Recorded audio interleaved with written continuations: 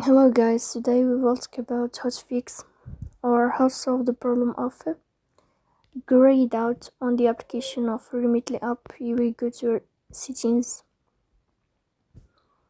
In this page you will go to apps, default apps, app settings. In this list you will search about the application of Remitly, You will go to Remitly app.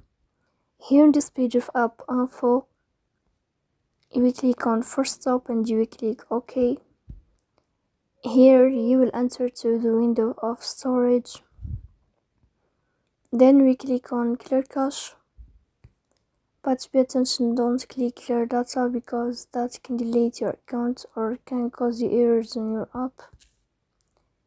In the end, you can turn off your phone and you can restart your phone again. So please don't forget to support us by like and subscribe.